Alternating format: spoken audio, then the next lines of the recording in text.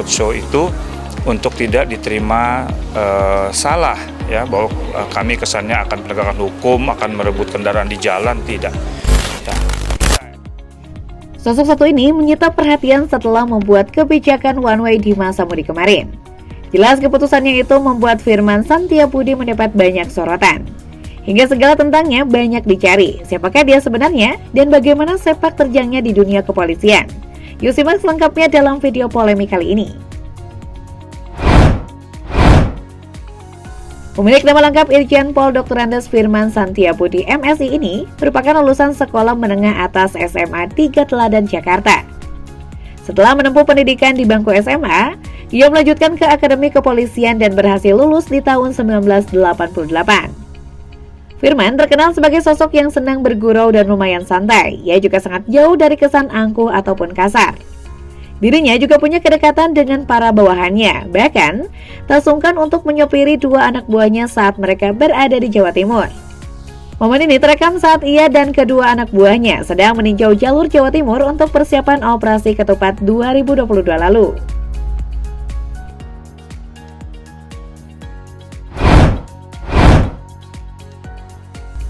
Sosok Firman Santiabudi tidak lepas dari perhatian warganet lantaran sosok sang ayah Tri Sutrisno yang dianggap berhasil mendidik kedua anaknya hingga berhasil meraih pangkat jenderal seperti dirinya.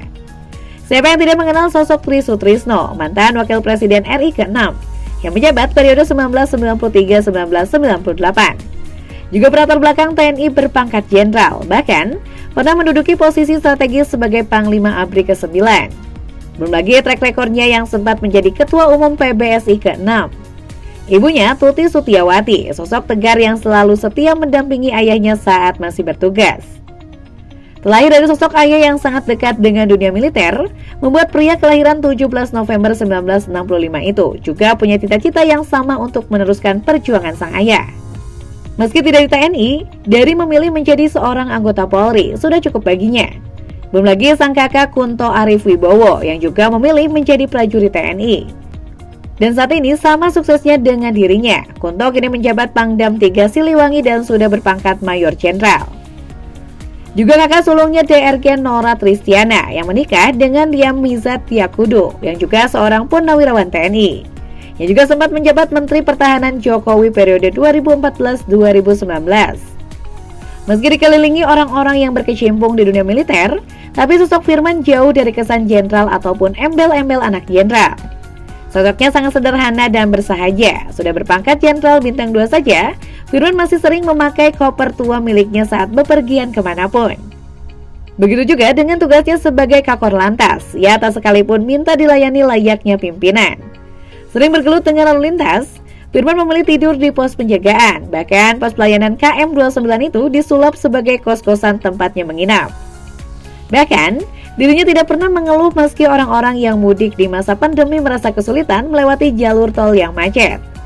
Dengan kepala dingin, ia memilih tampil di hadapan media dengan penuh tanggung jawab.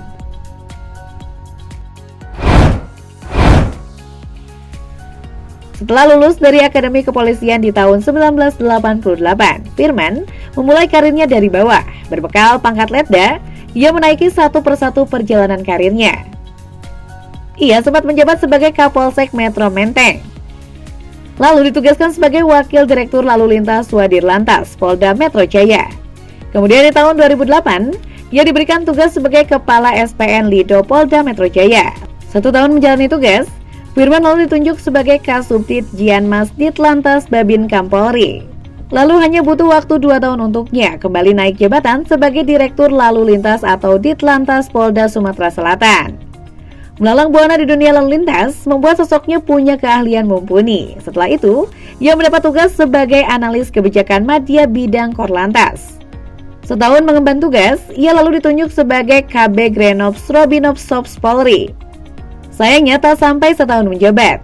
Ia dialih tugaskan sebagai Karodalops Sops Polri.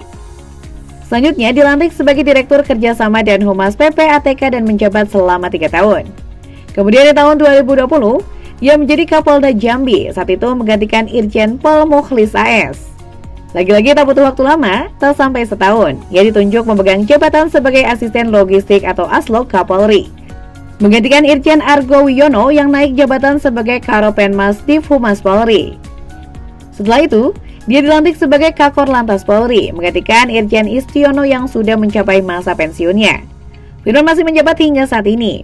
Penunjukan dan rotasi jabatan ini tertuang dalam surat telegram Kapolri nomor ST-2278-X-X-Cap-2021 tertanggal 31 Oktober 2021.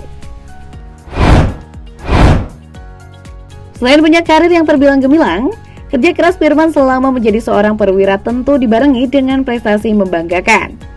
Salah satunya di tahun 2020 lalu, ia meraih penghargaan bergengsi dari Lembaga Kajian Strategis Kepolisian Indonesia atau LEMKAPI.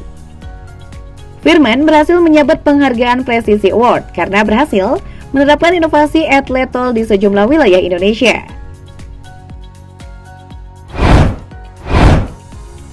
Bicara soal kekayaan, meski selalu hidup dalam kesederhanaan, namun sosok Firman Santiabudi ternyata punya harta kekayaan yang totalnya mencapai 11,3 miliar rupiah. Kekayaan ini terakhir dilaporkan periode 12 Januari tahun 2021 silam. Di antara harta kekayaan itu, Firman memiliki puluhan bidang tanah dan bangunan yang tersebar di berbagai wilayah.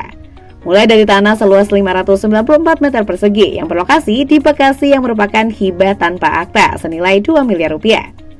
Selanjutnya tanah seluas 1.192 meter persegi yang berlokasi di Depok, yang juga merupakan hibah tanpa akta senilai 238 juta rupiah.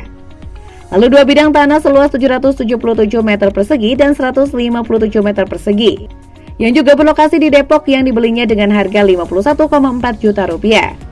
Selanjutnya, sebidang tanah yang dibelinya dengan harga 45 juta rupiah seluas 227 meter persegi, juga tanah seluas 837 meter persegi seharga 200 juta rupiah. Kemudian sebidang tanah dan bangunan seluas 120 meter persegi dan 60 meter persegi yang berlokasi di Tangerang Selatan senilai 346 juta rupiah. Lalu tanah seluas 1097 meter persegi yang berlokasi di Jakarta Timur senilai 1,5 miliar rupiah. Dan tanah seluas 880 meter persegi yang berlokasi di Depok dan dibelinya dengan harga 213 juta rupiah. Selanjutnya, tanah seluas 216 meter persegi yang berlokasi di Bekasi dengan harga mencapai 200 juta rupiah. Lalu sebidang tanah dan bangunan seluas 65 meter persegi yang berlokasi di Bogor yang harganya ditaksir mencapai 1 miliar rupiah. Dan terakhir, 4 bidang tanah yang luasnya mencapai 24.970 meter persegi dan harganya ditaksir mencapai 3,5 miliar rupiah. Khusus di garasinya, Firman mengoleksi berbagai kendaraan super mewah yang jumlahnya ditaksir mencapai 385 juta rupiah. Mulai dari kendaraan roda 4 berupa 2 unit mobil dari kelas Sport Utility Vehicles atau SUV, yakni Toyota Land Cruiser tahun 1983 yang ditaksir mencapai 100 juta rupiah. Juga Toyota Land Cruiser 1979 yang juga dibeli dengan harga 100 juta rupiah. Sedangkan untuk kendaraan roda 2, Firman memilih mengoleksi 2 unit sepeda motor yang masing-masing dibeli dari kelas Yamaha Zero. Motor bergaya dual purpose tahun 2006 yang ditaksir seharga 15 juta rupiah. Juga 1 unit motor kelas Honda Tiger tahun 2003 seharga 8 juta rupiah dan 1 unit lagi dibeli dengan harga 12 juta rupiah. Sedangkan sisanya, Firman juga punya motor gede atau moge sekelas Harley Davidson tahun 2002 yang statusnya hibah dengan akta dan harganya ditaksir mencapai 150 juta rupiah. Selain itu, ia juga masih punya catatan harta bergerak lainnya senilai 510 juta rupiah. Juga disimpan dalam bentuk kas dan setara kas senilai 807 juta rupiah. Juga harta lainnya senilai 219 juta rupiah.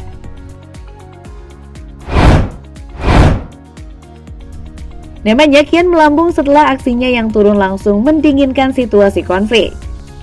Sebagai perwira tinggi, tentu Firman tak berdiam diri begitu saja saat ada masalah yang melanda di wilayahnya. Buktinya saat menjabat sebagai Kapolda Jambi, ia sempat mengatasi masalah sengketa tanah yang melibatkan 2 wilayah di Kabupaten Kerinci Barat. Kasus yang menewaskan 1 orang ini membuat Firman harus ambil langkah cepat. Ia menjadi pemersatu masyarakat, juga mendinginkan suasana yang sempat memanas. Jika tidak, bisa saja korban yang berjatuhan bertambah banyak.